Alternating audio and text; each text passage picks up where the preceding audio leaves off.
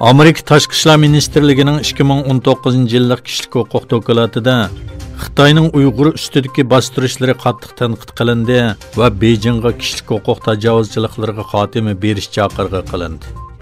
Amerika Tashqi ishlar ministrligining har bir yil nashr qilinib kelgan kishilik huquq dokumentining 2019 yilliga e'lon qilindi. 199 davlatda o'rin berilgan dokumentda xususan Xitoy, Iran, Venezuela va Kubadagi kishilik huquq tajovuzchiliklari alohida ta'kidlangan. Xitoy kishilik huquq ahvolining nachar ekanligi ta'kidlangan dokumentda bo'libmi Uyg'ur avtonom rayonidagi kishilik huquq tajovuzchiligi qattiq tanqid qilindi. Amerika Tashqi ishlar ministri Mike Pompeo dokument haqida o'tkazilgan axborot e'lon qilish yig'inida Uyg'urlar qamalgan yig'ib olish lagerlarini tanqid qilib, Xitoy Kompartiyasining atalmish Xinjiang rayonidagi bostirishlari asrlik bir dog'dir dedi.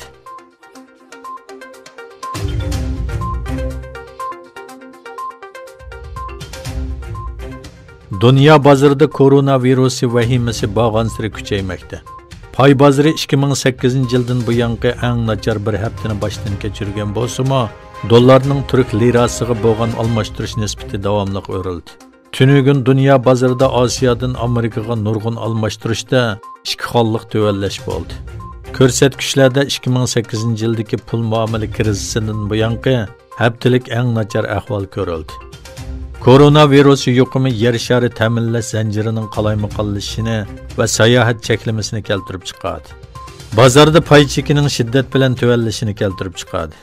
Xitoydan tarqalgan yangi tipdagi tojsimon virus bilan yuqumlanuvchilar soni dunyo miqyosida 134 mingdan oshib ketgan bo'lib, 5 mingdan ortiq odam hayotidan ayrildi. Koronavirusi yaqinda Yevropada ta'sirini ko'rsatishga boshladi. Virusning qachongacha tarqaldiganligi va davomlashadiganligi noma'lum bo'lg'achqa, yuqumning iqtisodiy oqibatini mo'ljarlash mutas. Tunugun Yevropa pay bozoridagi tuvallash Amerika prezidenti Donald Trumpning Yevropadan Amerikaga sayohat cheklamasi qo'yishi va Yevropa Markaziy bankisi ECBning o'sim tuvallashi natijasida ikki xillik soniga yetdi.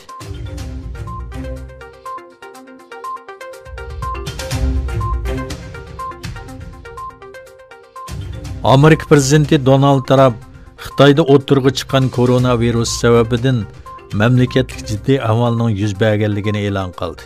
Amerika prezidenti Donald Trump Oqsaroyda Amerikadagi ta'siri kun sayin eshiyotgan Wuhan virusi to'g'risida axborot e'lon qilish yig'ini o'tkazdi.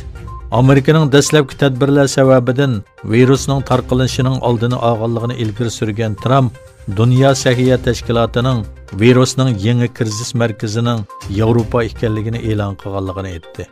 Amerika prezidenti Trump mundaq dedi: "Men davlatlik jiddiy ahvol e'lon qilinganligini rasmiy jakka olayman. Bu intayin muhim so'z."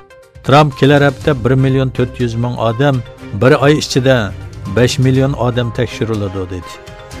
Amerikadagi eng yangi uchurlarga asoslanganda koronavirus bilan yuqumlanganlarning soni 1700 dan oshib ketgan.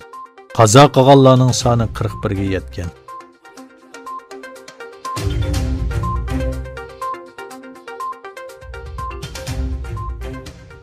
Türkiye qatnash va ul aslahalar ministri Cahit Turan koronavirusi ilmiy komiteti yig'indan keyin Yevropadagi 9 davlatga cheklama qo'yganligini e'lon qildi. Turan o'zlarining Xitoyda paydo bo'lgan koronavirusining oldini olish uchun tadbir qo'llanganligini bayon qilib mundaq dedi.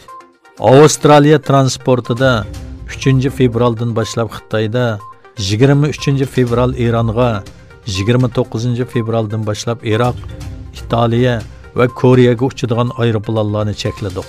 Bu davlatlardan davlatimizga uchadigan navbatchi aeroplanlar yo'q. Aeroplanlar faqat o'z fuqarolarini elib ketishga ruxsat qilinadi. Hozir Germaniya, Fransiya, Ispaniya, Norvegiya, Daniya, Belgiya, Avstriya, Shvetsiya va Gollandiyaga uchadiganlar cheklandi. U 3-oyning 14-kuni atdigan soat 8 dan 17 aprelgacha barliq navbatchi aeroplanlar to'xtatiladi. Bu muddatni Səhiyyə Ministerligining qarori bilan oldiga yoki keyniga suramiz. Yana bir tarafdan Səhiyyə Ministri Faxriddin Koja Türkiyədə koronavirusi bilan yuqumlanğuchilar sonining 5 ga chiqqanligini e'lon qildi.